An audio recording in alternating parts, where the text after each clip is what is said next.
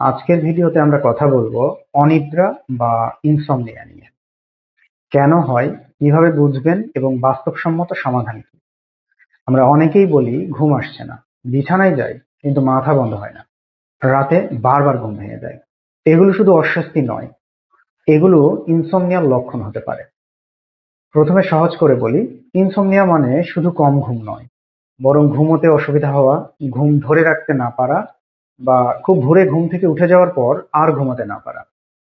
আর সবচেয়ে গুরুত্বপূর্ণ বিষয় হলো, এর ফলে দিনের কার্যক্ষমতা কমে যায়, মুড খারাপ থাকে, মনোযোগ কমে যায়, খিটখিটে ভাব বাড়ে, কাজের পারফরমেন্স নেমে যায়।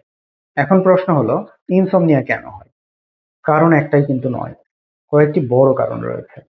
প্রথম কারণ, স্ট্রেস বা মানসিক চাপ। মাথার ভেতরে যখন চিন্তা ঘুরতেই থাকে, তখন শরীর বিছানায় গেলেও মস্তিষ্ক সতর্ক অবস্থানে থাকে, যেন এটা অ্যালার্ম মোডে থাকা। দ্বিতীয় কারণ, অ্যাংজাইটি বা উদ্বেগ। ভবিষ্যৎ নিয়ে দুশ্চিন্তা, স্বাস্থ্য নিয়ে ভয়, অথবা কোনো অসমাপ্ত কাজের চাপ ঘুমের প্রক্রিয়াকে ব্যাহত করে। তৃতীয় কারণ, ডিপ্রেশন। ডিপ্রেশনে কেউ বেশি ঘুমান, আবার কেউ একদমই ঘুমাতে পারেন না। খুব ভোরে ঘুম ভেঙে যাওয়া ডিপ্রেশনের একটি সাধারণ লক্ষণ। চতুর্থ কারণ, খারাপ স্লিপ হাইজিন। রাতে মোবাইল ব্যবহার, বিছানায় শুয়ে সিরিজ দেখা, অসঙ্গত সময়ে ঘুমানো, বেশি বেশি কফি বা এনার্জি ড্রিঙ্ক খাওয়া, এসব অভ্যাস ঘুমের স্বাভাবিক ছন্দ নষ্ট করে।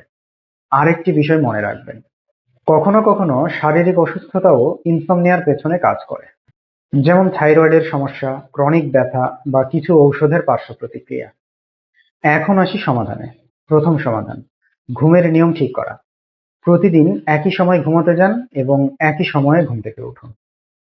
ছুটির দিনেও চেষ্টা করুন এই রুটিন বজায় রাখতে। দ্বিতীয়, বিছানাকে শুধু ঘুমের জন্যই ব্যবহার করুন। বিছানায় বসে কাজ করা, মোবাইল স্ক্রল করা বা দীর্ঘক্ষণ ভিডিও দেখা বন্ধ করুন। মস্তিষ্ককে শেখাতে হবে বিছানা মানেই ঘুম। তৃতীয়, ঘুমের আগে 1 ঘন্টা স্ক্রিন টাইম কমান। নীল আলো মেলাটোনিন হরমোন কমিয়ে দেয়, এর ফলে ঘুম আসতে দেরি হয়।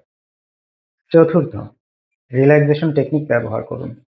গভীর শ্বাস প্রশ্বাস, প্রগ্রেসিভ মাসল রিল্যাক্সেশন বা হালকা মেডিটেশন শরীরকে রিল্যাক্স মোডে নিয়ে যায়। পঞ্চম, যদি 20 থেকে 30 মিনিটের মধ্যে ঘুম না আসে, তাহলে বিছানায় পড়ে থাকবেন না, উঠে যান এবং হালকা কিছু পড়ুন অথবা শান্ত কোনো কাজ করুন। ঘুম পেলে আবার বিছানায় ফিরুন। এটাকে বলা হয় স্টিমুলাস কন্ট্রোল টেকনিক। এটি ইনসমনিয়ার ক্ষেত্রে খুবই কার্যকর। আর একটা গুরুত্বপূর্ণ বিষয় হলো, নিজেকে জোর করে ঘুম পাড়ানোর চেষ্টা করবেন না। আজ ঘুমাতেই হবে, এই চাপ নিজের ঘুমকে দূরে সরিয়ে দেয়। এখন প্রশ্ন আসতে পারে, কখন পেশাদার সাহায্য নেবেন? যদি 3 সপ্তাহের বেশি সময় প্রায় প্রতিদিন ঘুমের সমস্যা থাকে এবং তা আপনার কাজ, সম্পর্ক বা মানসিক স্বাস্থ্যে প্রভাব ফেলে, তাহলে অবশ্যই একজন মানসিক স্বাস্থ্য পেশাদারের সাথে যোগাযোগ করুন। Cognitive behavioural therapy for insomnia, যাকে সংক্ষেপে সিবিটিআই বলা হয়, এটি দীর্ঘমেয়াদে ঔষধের চেয়েও বেশি কার্যকর বলে প্রমাণিত। সব শেষে একটা কথা বলি, ঘুম কোনো বিলাসিতা নয়, এটি মানসিক ও শারীরিক স্বাস্থ্যের মূল ভিত্তি। আপনি যদি ঘুমকে অবহেলা করেন, ধীরে ধীরে আপনার মুড, ইমিউন সিস্টেম, এমনকি সিদ্ধান্ত নেওয়ার ক্ষমতাও ক্ষতিগ্রস্ত হবে। তাই ঘুমকে গুরুত্ব দিন, রুটিন ঠিক করুন, প্রয়োজনে পেশাদার সাহায্য নিন।